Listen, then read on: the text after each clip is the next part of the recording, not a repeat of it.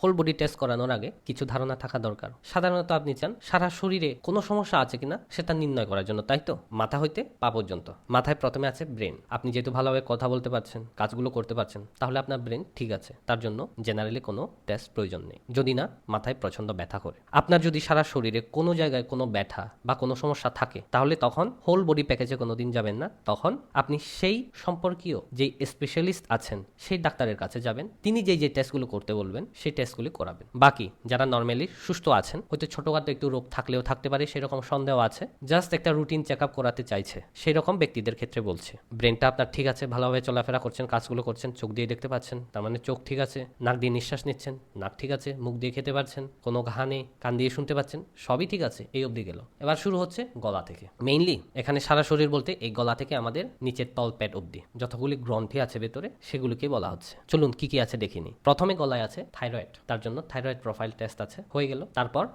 হার্টের জন্য শুধুমাত্র দুইটা টেস্ট করালে হবে। এক, ব্লাড প্রেশারটা মেপে নেবেন। দুই, লিপিড প্রোফাইল, যেখানে কোলেস্ট্রল গুলো ধরা পড়ে। আর কিছু লাগবে না। এগুলোতে যদি কোনো সমস্যা চলে আসে, তখন গিয়ে এক্সট্রা টেস্ট লাগবে আরো, যেগুলো আগে থেকে করিয়ে টাকা খরচা করিয়ে কোনো লাভ নেই। তারপর আমাদের লাংস আছে। লাংসের জন্য শুধুমাত্র পালস অক্সিমিটার দিয়ে টেস্ট করালেই হলো। যদি আপনার শরীরে সেরকম কোনো সমস্যা না থাকে, যেমন শ্বাস নিতে কষ্ট, থুতু ফেলে রক্ত বের হওয়া, একটু হাঁটাচলা করলে হাঁপিয়ে যাওয়া, অতিরিক্ত দুর্বলতা ফিল করা, যদি এরকম কোনো লক্ষণ না থাকে, তাহলে শুধু পালস অক্সিমিটারে টেস্টটা করালে হলো। খুব সিম্পল টেস্ট একটা। আরেকটা আছে চেস্ট এক্সরে। এতে লাংসের ভিতরে দেখা যায় কোনো সমস্যা আছে কিনা, হার্টের সাইজও দেখা যায়। এতে হার্টটাও কভার হলো, লাংসটাও কভার হলো। তারপর লিভারের জন্য লিভার ফাংশন টেস্ট। তারপর কিডনির জন্য কিডনি ফাংশন টেস্ট। তারপর তো তলপেট এসে গেল। আর পুরো অ্যাবডোমেনটাকে, মানে এই বুক হইতে তলপেট পর্যন্ত দেখার জন্য আলট্রাসোনোগ্রাফি টেস্ট, যেখানে আবার নতুন করে লিভারকে দেখা যাবে, গল ব্লাডারে পাথর হয়েছে কিনা দেখা যাবে, পানক্রিয়াসে কোনো সমস্যা আছে কিনা দেখা যাবে, কিডনিতে কোনো পাথর আছে কিনা দেখা যাবে, তলপেটে জরায়ুতে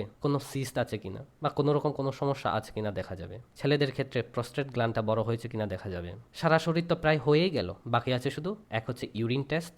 ইউরিন রুটিন এক্সামিনেশন টেস্ট করালেই হবে। এক্সট্রা যে ইউরিন কালচার টেস্ট আছে এগুলো না করালেও চলবে। আর হচ্ছে ডায়াবেটিস টেস্ট। এক হচ্ছে খালি পেটে, দুই পিপি খাওয়ার 2 ঘন্টা পর, তিন হচ্ছে HbA1c, এই টেস্টটা খুবই জরুরি। তারপর শরীরের রক্ত পরীক্ষা করার জন্য complete blood count, CBC test.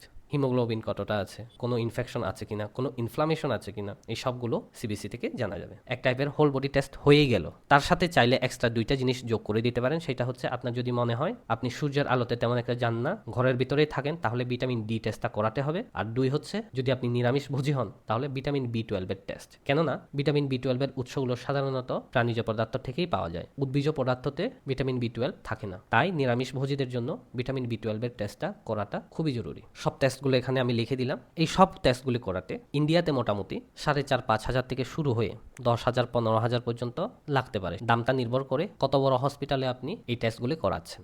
সব সময় যে বড় হসপিটাল থেকেই করাতে হবে সেরকম কোনো কথা নয়। বেশি নিচুতেও যেতে হবে না, বেশি উপরে যেতে হবে না, মিডিয়াম রেঞ্জে করান, তখন আপনার 6 থেকে 8 হাজারের মধ্যে এই সব টেস্টগুলি হয়ে যাবে।